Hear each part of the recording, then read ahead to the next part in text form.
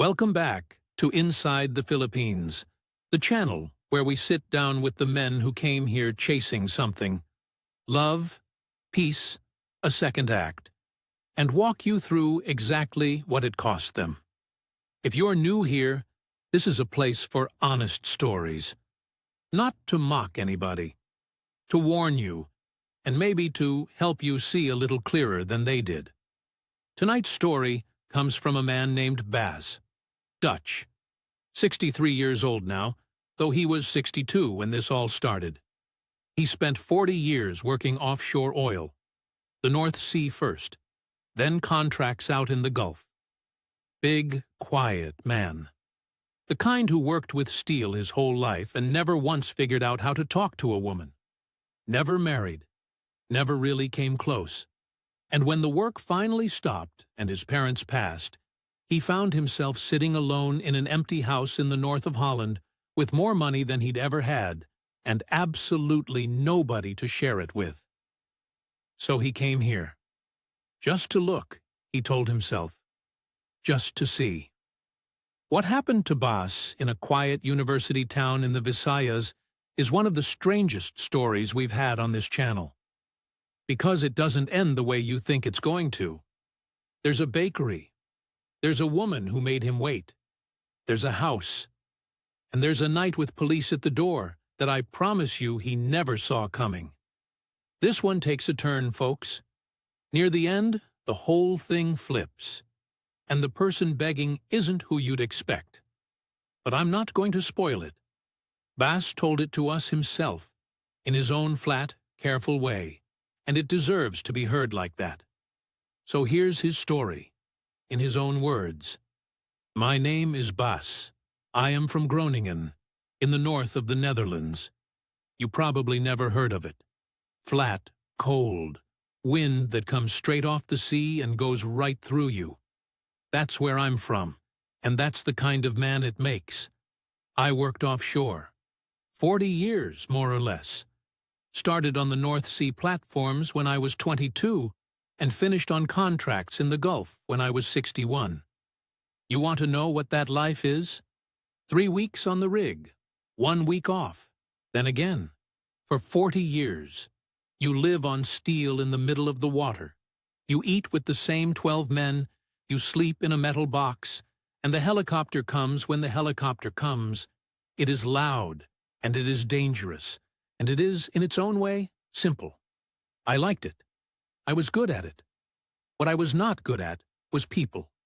Women, especially. I never learned the trick of it. Some men, they walk into a room and they know what to say. The words come. For me, the words never came. I would stand there like a bollard on the quay. So I didn't. I told myself, later, after this contract, after I save a bit more, there is time. And then one day you look up and there is no more time. You are 62. That's how it goes. Nobody decides it. You just postpone your whole life one rotation at a time until the postponing is the life. My mother went first. Then my father, 18 months after. I sold their house, the house I grew up in, on a little street where every house looks the same. And between that and my pension, and the shares I'd been buying all those years, I had something like 195,000 euros sitting in the bank. For a man like me, that is a lot of money. I never spent money. What was there to spend it on? So there I was. House sold. Parents gone. No wife, no kids, no rig to go back to.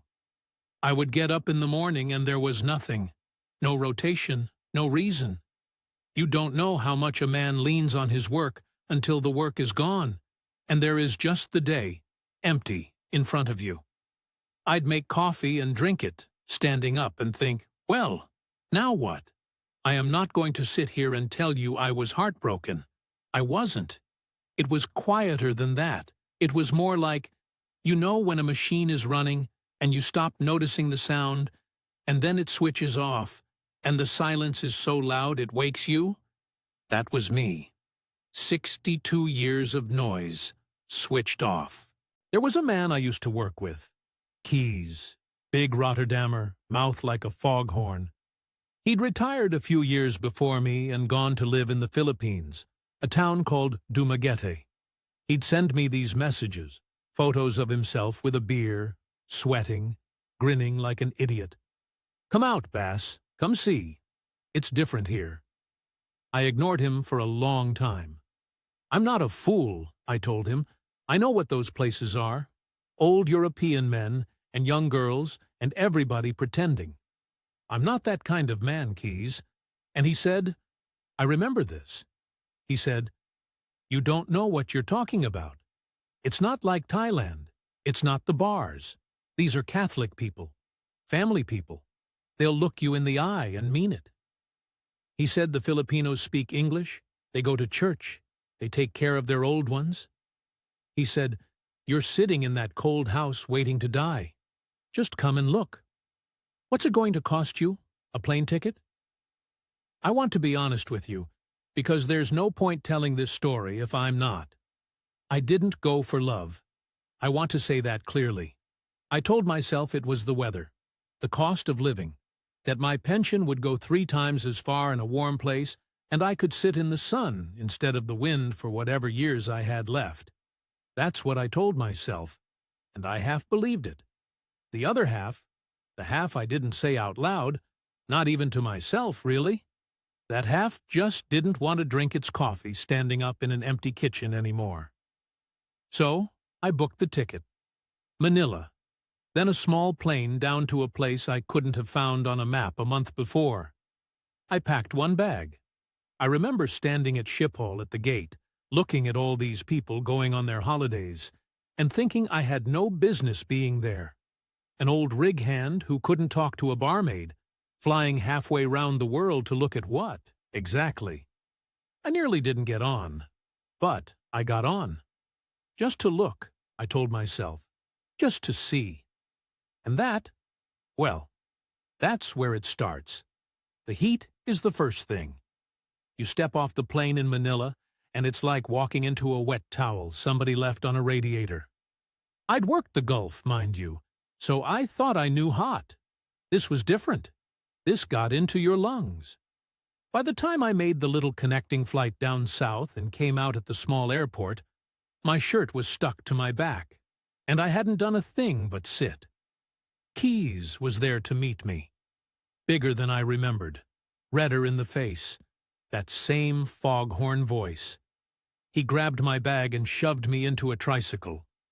You know these things. A little motorbike with a sidecar bolted on, engine screaming like it's being murdered. And off we went into the noise. And it is noise. Horns, somebody's radio. A rooster, in the middle of the day, in the middle of the town. Diesel and fried something, and underneath it all, the sea. Dumaguete. They call it the city of gentle people. It's a university town, so there's young people everywhere on the boulevard by the water, eating street food, sitting on the seawall. It's quieter than Manila. Quieter than Cebu, Keys said. That's why the old foreigners like it. And there were a lot of old foreigners. That was the part one wasn't ready for. Keys took me round the first few days, showed me his life. And his life, I saw pretty quick, was a bar. There's a strip of them near the boulevard. Little open front places with San Miguel signs and plastic chairs. And by 4 in the afternoon, they're full of men like me. Gray men. German, English, American, Australian. Big bellies, cargo shorts, a young girl or two hanging on the arm. And they'd talk. God, they'd talk. Half of them were bitter as vinegar. Divorced back home, taken to the cleaners, and now sitting in the heat complaining that the girl they'd married had bled them dry too. Second wives, second disasters. One old Englishman, red nose, must have been 70, told me over a warm beer that every last one of them was after your money, and the only thing to do was rent, never buy, and trust nobody. Then he ordered another lady drink for the girl next to him, who was maybe 22 and looked bored to death. And I thought, this is it then. This is the thing I flew across the world to look at? Old men and young girls and everybody pretending. Exactly like I said to Keyes back in Groningen. I felt like a fool. I remember lying in the little guest house that night, sweating through the sheets. Karaoke coming from somewhere down the street. Somebody murdering a Whitney Houston song. Over and over. They never finish. They just start it again. And thinking, book the flight home, Bass. You've seen it. You were right. I'd more or less decided to. I'm not a man who changes his mind easy. And I'd decided. But there was the matter of breakfast. There was a little bakery near the boulevard. Not a cafe for tourists. A proper local panaderia. Glass cases with pandesal, and those bright pink and yellow buns. Ensaimada, the sweet cheese ones. Smelled like warm bread and old coffee. I went in the first morning because it was close, and I didn't want to sit in a bar at 8 in the morning like the rest of them. There was a woman behind the counter, Marilou. Now, I'm going to be careful how I say this, because it matters. She was not the youngest woman in that town. Not by 20 years. She was 38, and she looked like a woman who'd worked, which she had.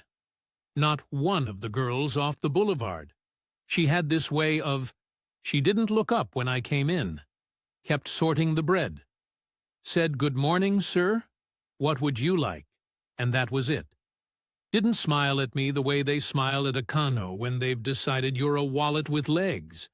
I ordered pandesal because I didn't know what else was. She put it in the paper bag, took my money, gave me my change, said, "Thank you, come again, sir."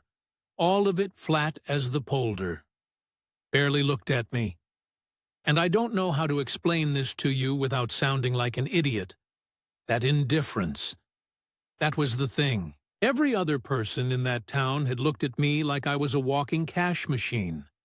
The trike drivers, the bar girls, the man selling sunglasses, even Keyes a little bit, if I'm honest.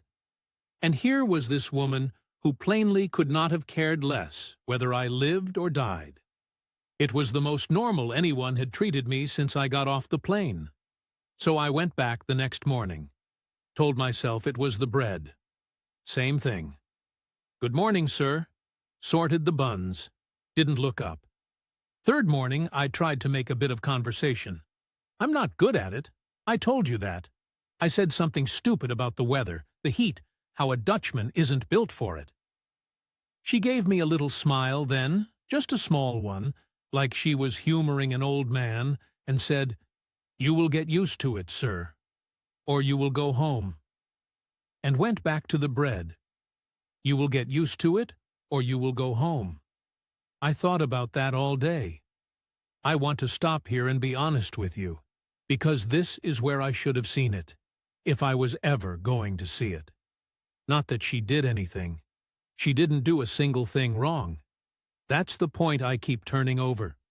A woman being polite and cool to an old foreigner is not a crime. It's not even a warning. But the reason it landed the way it did, the reason I kept walking back to that bakery every morning like a dog, was something in me, not something in her. I was 62 years old, and no woman had ever, not once in my whole life, made me feel like I had to earn her attention. And here, one had, without even trying, maybe without even meaning to. Keyes noticed I kept disappearing in the mornings, asked me where I was getting to. I told him about the bakery and the woman, and he laughed that big stupid laugh and said, "Bass, my friend, they are all the good girl at first." And I got annoyed at him, actually. Told him not everyone was the same as the ones propping up his bar. He held his hands up, still laughing, and said, "Fine, fine." But he had a look on his face. The look of a man who's seen this before and knows better than to argue with a fella who's decided. I'd flown out for 2 weeks, just to look. That was the plan. By the end of the first week I'd changed my flight, and I hadn't even told myself why. Told the airline it was the weather, that I wanted more sun before the Dutch winter. Same lie I'd been telling since Schiphol, really. It wasn't the sun. I think you know that. I think somewhere under it. I knew it too. I stayed 6 weeks that first trip. I'd come for 2. By the second week, I'd stopped pretending it was about the bread. I asked her to have a coffee with me once she'd finished at the panaderia. Took me 3 mornings to work up to it. 62 years old and sweating over asking a woman for a coffee like a schoolboy. She looked at me for a second, weighing it, and then she said, "Just coffee, sir, and you pay for your own." And something about that she wasn't going to let me buy her even a cup, that made me trust her more than anything. So we had coffee. There's a little place near Silliman University. The students go there, and she had a halo, that shaved ice thing with the beans and the ubi on top, and I had a black coffee because I didn't know what anything was. And she talked, slowly. She didn't gush. That was the thing with Marilou, right the way through. She never gushed. She told me she was 38, eldest of 5. Her father was gone, dead or run off. I never got the straight of it. She had a boy, 13, from a man she'd been with young. She was careful how she said it, and I didn't push. She'd worked in Cebu for a while, in a mall, then come back to Dumaguete to be near her mother, who wasn't well. Diabetes. The mother's feet were bad. She said all this plainly, no violins, like a woman reading you a shopping list. And then she said the thing I kept in my chest for months afterward. She said, "I don't want a foreigner, sir. My friends, they say, get a foreigner. He will take care of you. But foreigners leave, or they think because they pay, they own you. I would rather stay poor. I would rather stay poor. Now." I want to stop right there, because that sentence did more work on me than any amount of flattery ever could have. You understand? Every bitter old man in Keys's bar had told me they're all after your money. And here was a woman telling me, to my face, that she didn't want mine, that she'd rather go without. To a man like me, a man nobody had ever picked, a man braced his whole life to be wanted only for what he could provide, that was the most beautiful thing I'd ever heard. It went in like a key in a lock. I think about that sentence a lot now. I'll come back to it. We saw each other most days after that. Nothing fast. She'd let me walk her part way home and then send me off before we got to her street. Didn't want the neighbors talking, she said.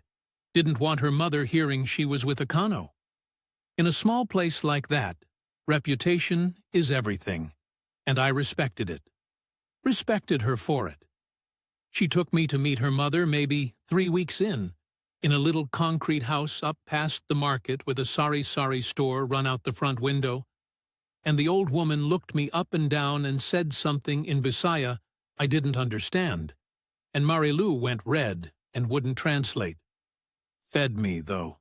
Best chicken adobo I ever ate, and a plate of pancit, and everyone very formal and careful. When it came time to fly home, I'd stretched it as far as the visa let me. Marilou didn't cry or carry on. She shook my hand at the airport, shook my hand, and said, "Safe travels, Bass." First time she used my name and not sir. I flew back to that cold, empty house in Groningen, feeling like a young man, which is a ridiculous thing for a 62-year-old to say, and I'll say it anyway. We kept it up online, Messenger mostly, a video call every few days when the signal held. The internet out in the province drops all the time, so you learn to talk in the gaps. Good morning messages, a photo of her mother's garden. Nothing dramatic. And here's where the money starts, so pay attention, because this is the part 1-500 want you to hear if you were my own son. It was me who brought it up, not her. That's what I keep telling people and they don't believe me. But it's true.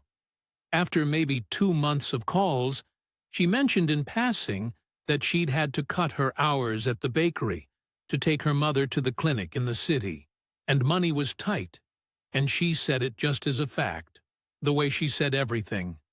And I sat in Groningen with €195,000 doing nothing in the bank, and I thought, what kind of man am I if I let this woman I care for skip meals over bus fare to a clinic? So I offered to send her something. Monthly. She refused. Actually refused. Said no, Bass, that's not right. We're not married. What will people think? And I pushed, talked her into it. We settled on $15,000 a month, about $240, for her mother's medicine and the boys' schooling. Nothing to me. Genuinely nothing. I spent more than that on diesel some months back in my working days. You see how that works? She didn't ask. She said no. I insisted.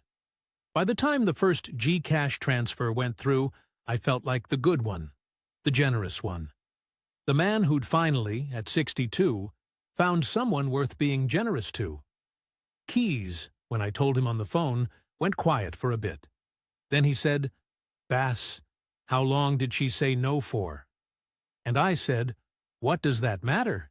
And he said, because the good ones and the clever ones both say no first. The difference is how long, and you'll never know which you got until it's too late to matter. I told him he was a bitter old fool who'd been ruined by the bar girls and couldn't see a decent woman if she baked him bread every morning. I'm not proud of that now. He was trying to help. He'd been here 15 years, and I'd been here 6 weeks, and I knew better than him. That's the kind of man love makes of you, or whatever it was I had. Something. €240 a month. That's where it started. Remember that number. Because it did not stay €240 a month. I went back to the Philippines 3 more times over the next year. Each trip longer than the last. The Dutch winter felt grayer every time I came home from the heat, and the empty house felt emptier, and by the 4th visit, I wasn't really going home anymore. I was just going back to Groningen to sort out papers and get on another plane. I asked her to marry me on the boulevard, of all places, by the sea wall where the students sit. Not romantic. I'm not a romantic man. I just said, Marilou, I think we should get married. And she looked out at the water for a long time, and then she said, you are sure? Because in this country, Bas, there is no divorce. You understand this? Only annulment. Very expensive. Very long. If we marry for real. No divorce. Only annulment. She told me that herself, plain as anything. I want you to sit with that, because later it mattered more than I can tell you. And she was the one who said it to me first. At the time I thought, see, this is an honest woman. She's warning me off, not luring me in. What a woman. We married in her province. Small church wedding. You have to do the civil ceremony first, then the church. That's how it works there. Her whole barangay turned out. There was a pig, a real one, roasted whole. Lechon, they call it. Crackling skin, the works. Tables under a tarpaulin, San Miguel and Red Horse in the coolers. Someone's karaoke machine going till 2 in the morning. Kids running everywhere on the basketball court. The whole thing, wedding and the fiesta after, cost me maybe $350,000. Call it $5,600. I paid gladly. It was the first party anyone had ever thrown that had my name on it. Her mother cried and held my hands and said God had sent me. The priest said it too, in the homily, that I was a blessing, that God works in ways we don't expect. And I'm not a church-going man, never was, but standing there in that hot little church with the electric fans going and everybody looking at me kindly. I believed it. I wanted to believe it. Belonged to something for the first time in my life. Then came the two big things, the visa and the house. The visa first. Once we were married, I could apply for the 13AA, the marriage visa, permanent residency, so I wouldn't be doing visa runs every couple of months like a tourist. Straightforward enough. But here's the thing nobody spells out for you. That visa is tied to the marriage. Tied to her. My right to stay in the country, to live in my own life, ran straight through my wife. I didn't think about that at the time. Why would I? You don't marry someone planning for it to become a weapon. The house was the big one. She'd always talked about a bit of land out near Valencia, up toward the mountains where it's cooler. And after the wedding, it became the plan. Build a house. Our house. A real home, not a rented room. And that's when I ran into the wall every foreigner runs into here. You cannot own land in the Philippines. Not as a foreigner. Full stop. You can own a condo, up to a point. But land? Never. Everybody told me the same thing. The lawyer told me. Keys told me. The men in the bar told me, with that look. The only way to do it is to put the land in your wife's name. So, that's what we did. The lot, then the build, concrete block, tin roof, 3 bedrooms, tiled floors, nice by provincial standards, came to about $2.8 million all in. Roughly $45,000, the single biggest thing I ever bought in my life, bigger than any car, and it went entirely into Marilu's name.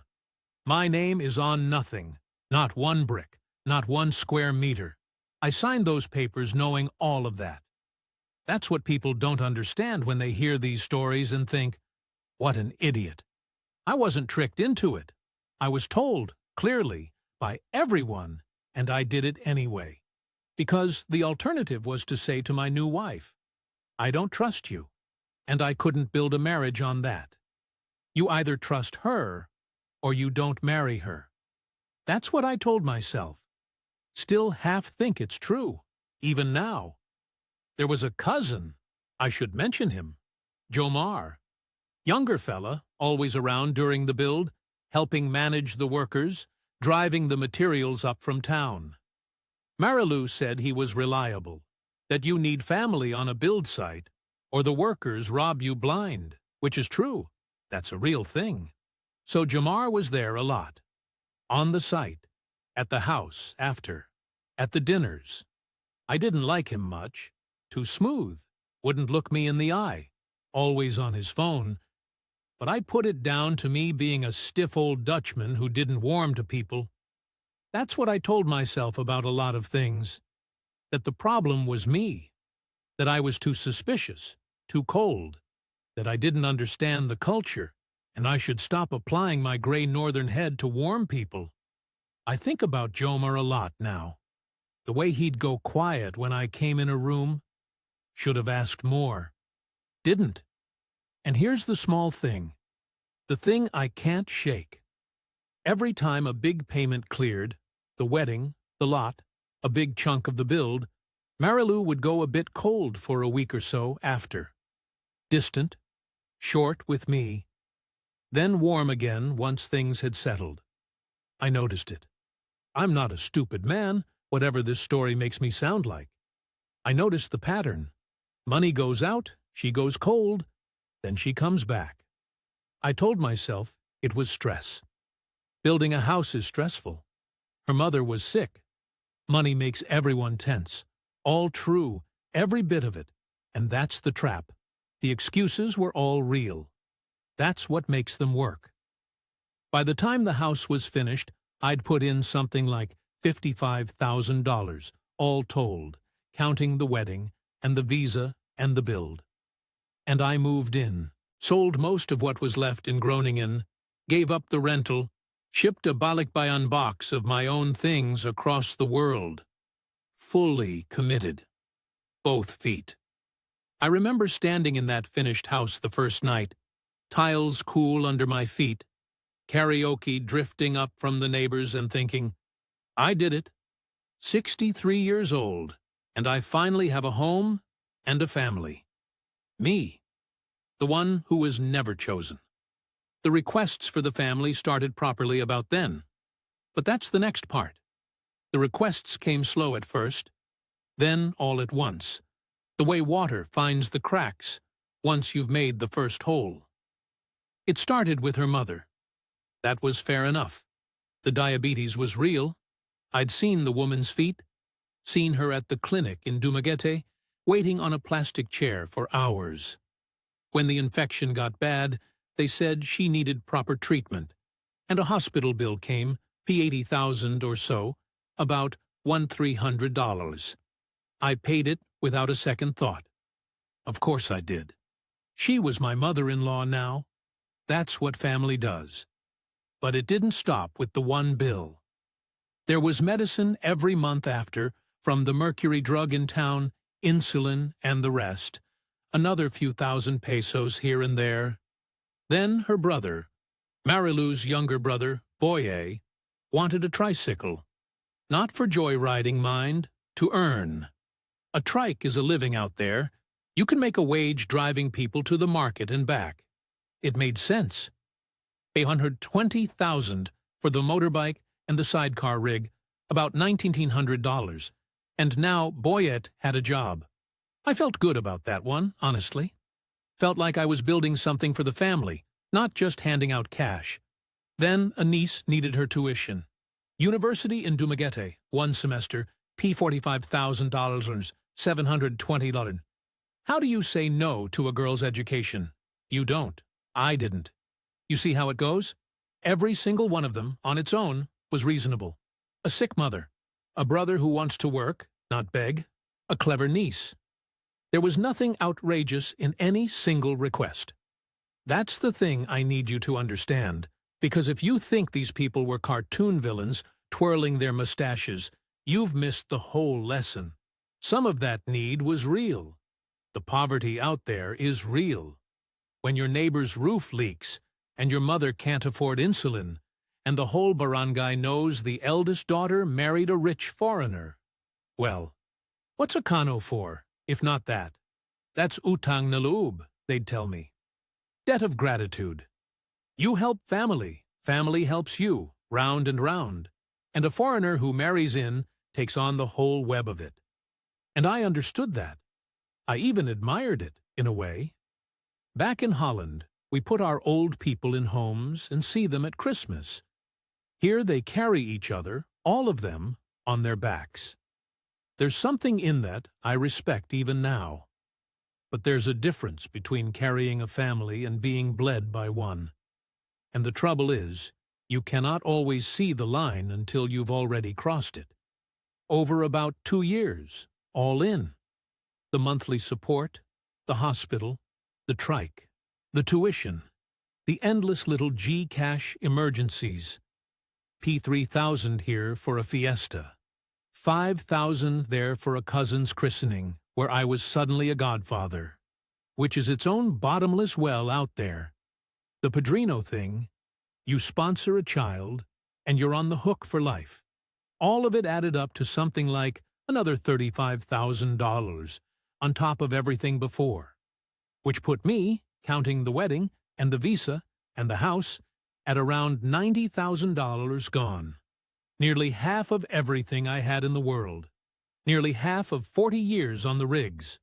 And I want to tell you about the day I finally said no, because that's the day the whole thing turned, though I didn't know it yet. There'd been a request, a big one, $200,000, about $3,200 for Jomar, the cousin.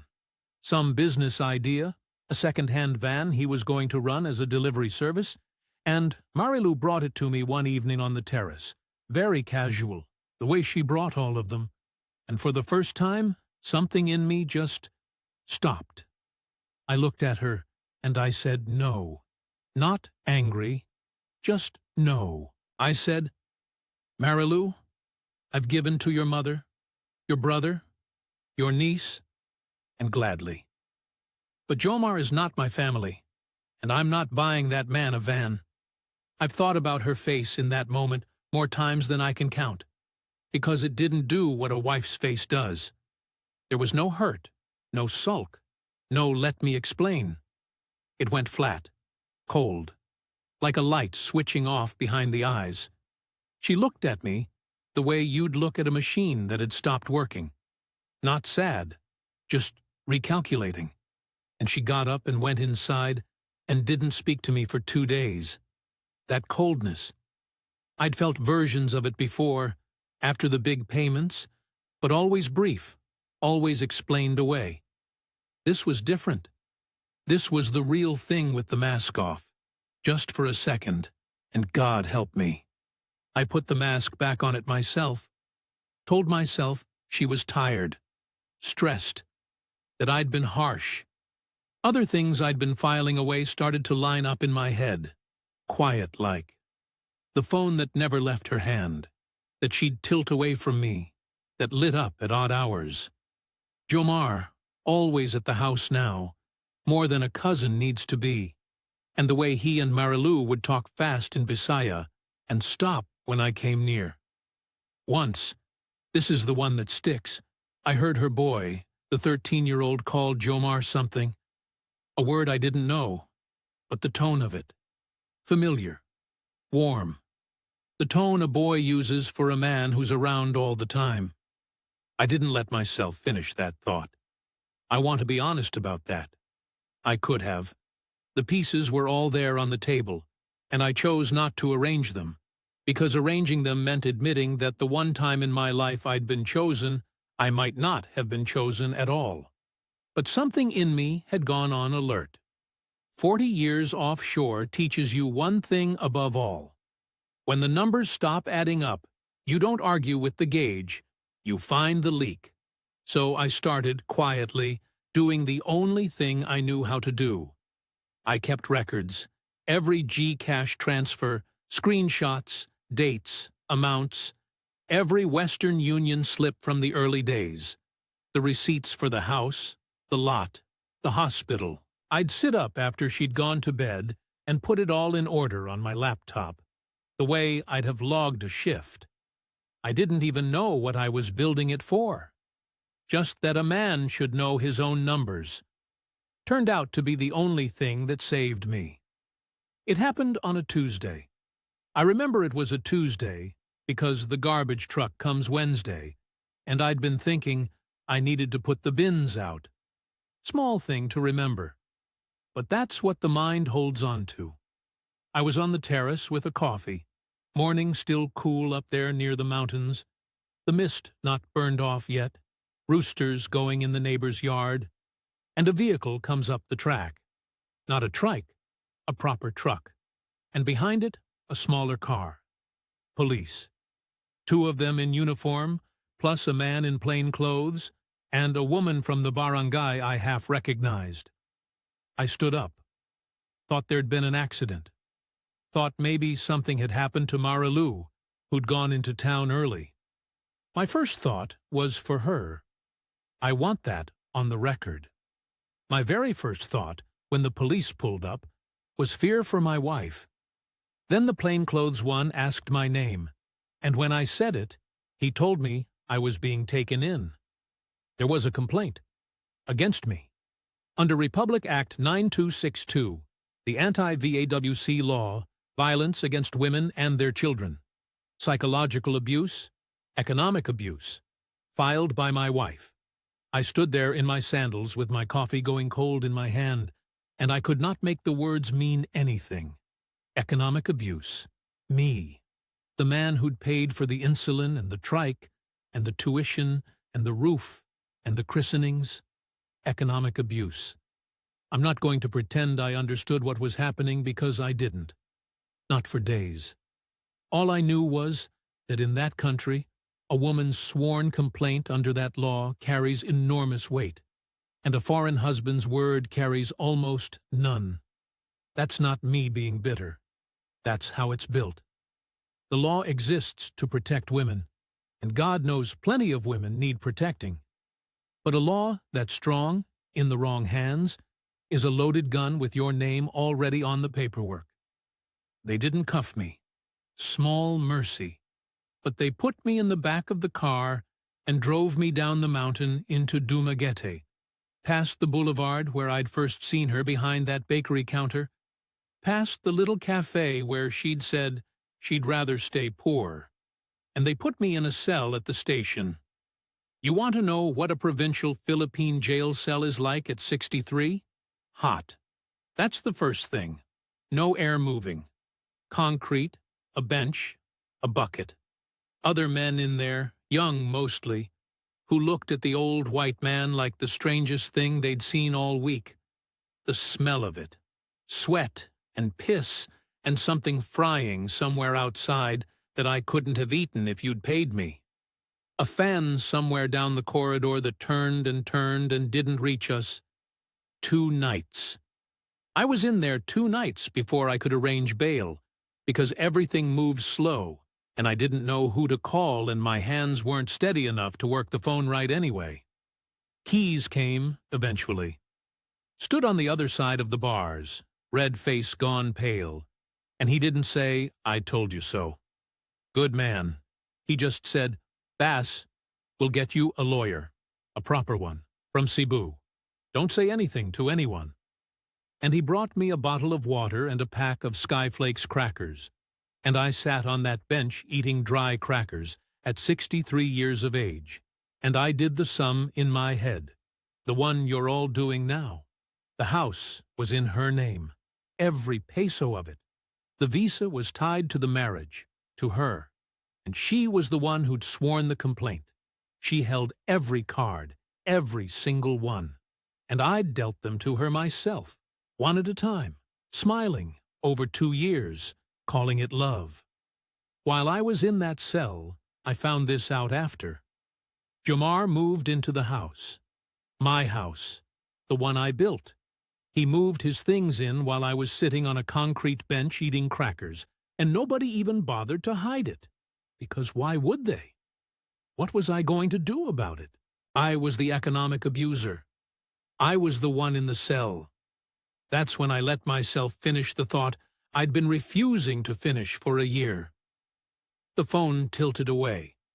The fast Bisaya that stopped when I came in. The boy's warm word for a cousin who was always around. The coldness after every payment cleared, like clockwork, like a meter reading. It wasn't a marriage that had gone wrong. I don't think, and I've had a long time to think about this, I don't think it was ever a marriage at all. Not from her side. It was a job of work. A long one, a patient one, 2 years of it, and I was the site. And here's the strange thing, the thing I can't quite explain to people. Sitting in that cell, past the fear, past the shame, some cold old part of me woke up. The rig part. The part that's been in emergencies before. Real ones. Fire on a platform. A man down. The part that goes very quiet and very clear when everything's gone to hell. And that part said, you have your records. You logged every shift, every transfer, every date, every receipt, sitting on your laptop back in that house.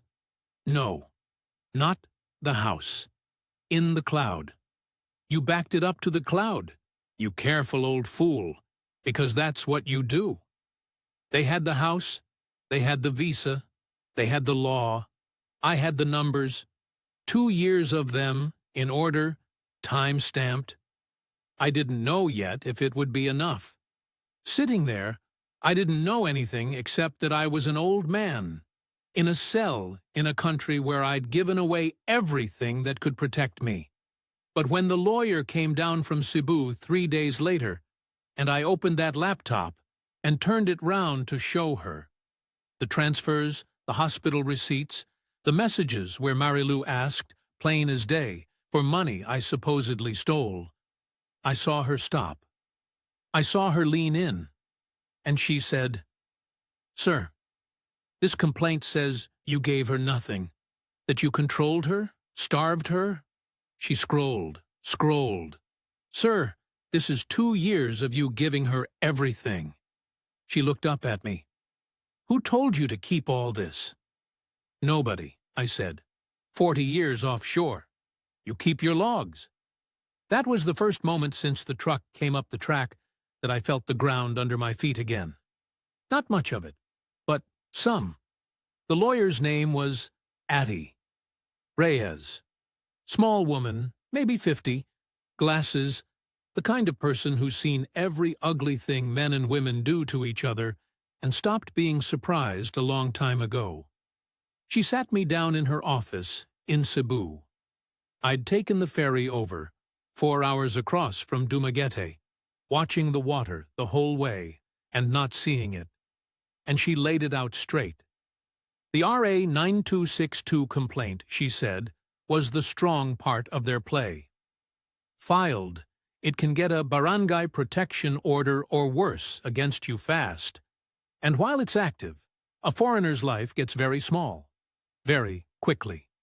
But, she said, tapping my laptop, a complaint like this lives or dies on its story.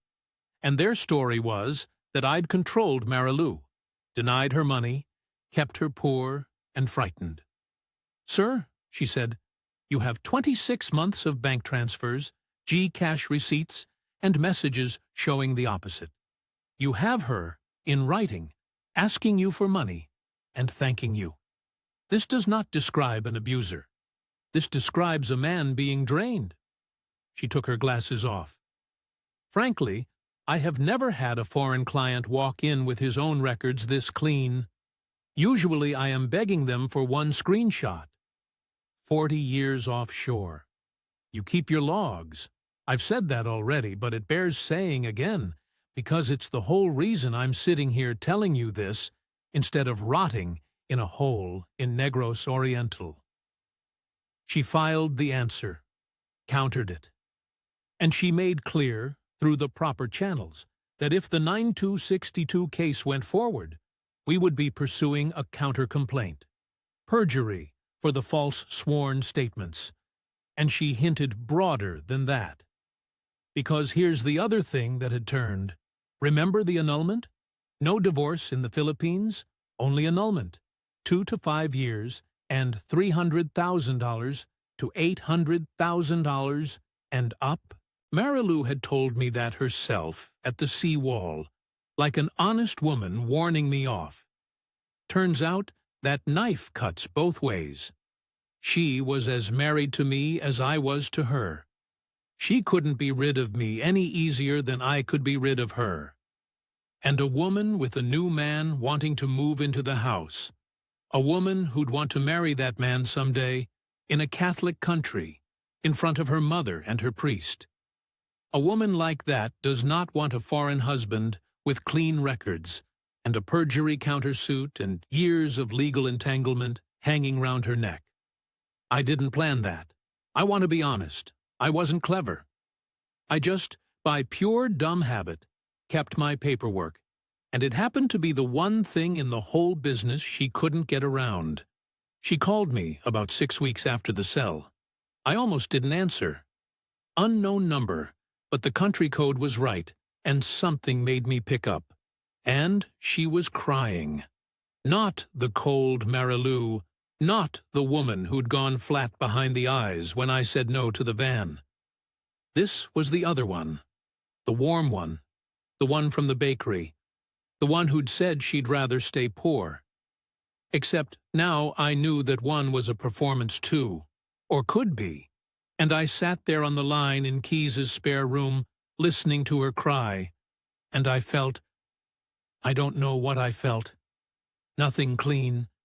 She said God was punishing her. She said she never meant for the police, that it was Jomar's idea, that she was frightened, that I should have mercy, that we were still married in the eyes of God, and I should not destroy the mother of her son.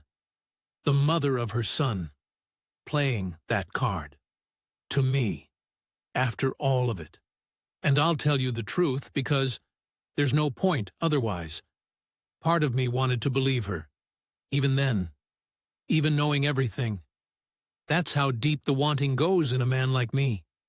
I sat there, and one half of me was doing sums, and the other half, the stupid soft half that flew to a bakery at 62, that half still wanted the woman who'd made me feel chosen to be real. Both things at once. I hated her, and I grieved her, in the same breath, on the same phone call. But I'd learned one thing finally, and it had cost me nearly everything to learn it. When Marilou was crying and warm and needing something from me, that was exactly when to be most careful. Because that was the pattern. That was always the pattern. The warmth came when there was something to be got. So I didn't rage at her, didn't beg back. I just said, through Atti Toureas, here are the terms. You withdraw the 9262 complaint, in full, in writing. In exchange, I withdraw the perjury countersuit, and I make no claim on the house or the land. You keep it, all of it. And we both walk away from the marriage claims and never speak again. She kept the house. Understand that. She kept the P2.8 million house, and the lot, and Boyage trike, and every peso I'd already spent. I didn't get any of that back. I want to be clear, because I don't want some fella watching this thinking Bass won. Bass did not win. Bass got out. There's a difference, and it's an important one. Final tally, if you're keeping score the way I do. About $120,000 gone, all in, over the whole business. The courtship, the wedding, the visa, the house, the family, the lawyers. More than half of everything 40 years on the rigs had put in the bank. And a year of my life I won't see again. But I kept the rest. 70-odd thousand euro. I kept my passport, once the case was dropped, and the blacklist threat with it. And I kept, this matters more than the money, I kept myself out of that cell.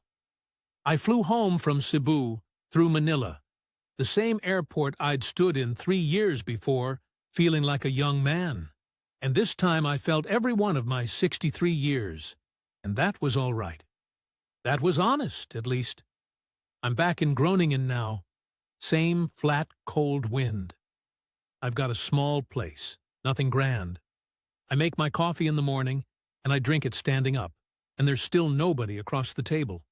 I won't pretend there is. Am I bitter? People ask me that. And no, or not only.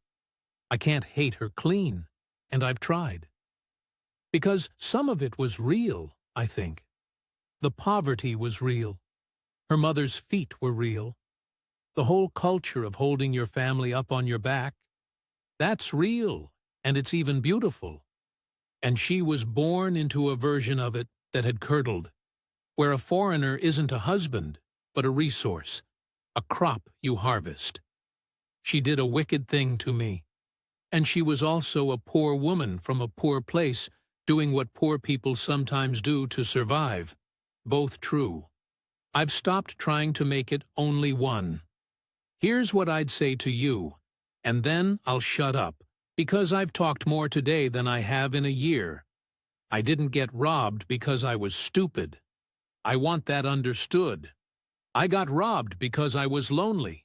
And lonely is a thing that happens to everybody who lives long enough. Being wanted, late in life, when you never were before, that is the most expensive feeling there is. A man who's never been chosen will pay any price to feel chosen once. And there are people in every country on earth who can smell that on you like blood in water. So, put nothing in another person's name that you are not fully prepared to hand them. That day, as a gift, and walk away from forever. Not one brick. If you can't give it away free and smiling, don't sign it. And keep your records. All of them. Not because you don't trust her. Because paper doesn't lie, even when people do. And one day the paper might be the only friend you've got left in the room. That's it. That's the whole of it. That was Bass. And I'll be honest with you, of all the men who've sat and told us their stories, his is one I keep turning over. Because Notice what didn't save him and what did. What he thought was proof. A woman who made him wait, who said she'd rather stay poor, who warned him there's no divorce. All of that, the very stuff that felt like honesty, was the hook. And what actually pulled him out at the end wasn't love or luck or even a good lawyer. It was a boring old habit from the oil rigs. He wrote things down, 2 things worth taking away if you're watching this because you're thinking of a life like the one Bass went looking for. First, that law he ran into, RA 9262, it's real, it's powerful, and it protects a great many women who genuinely need it. But like Bass found, a foreign husband stands on very thin ice under it, and your marriage, your visa, and your property can all become levers in someone else's hand. Know that going in. And second, the land. You cannot own it. When you put a house in another person's name, it is theirs. Not sort of. Not really yours on paper. Theirs. Bass knew that when he signed, and he signed anyway, for love. Most men do. I'm not here to tell you not to go, or not to love somebody from a place different than yours. Plenty of those stories end happy, and we've told some of them on this channel too. I'm here to tell you to go with your eyes open and your papers in order, and to be most careful in the exact moment you most want to stop being careful. Take care of yourselves out there. Look after the lonely ones in your life. A brother, a father, an old friend on his own. Because loneliness is what the whole thing runs on. If this one stayed with you, you know what to do to help the channel. We'll see you next time, here on Inside the Philippines.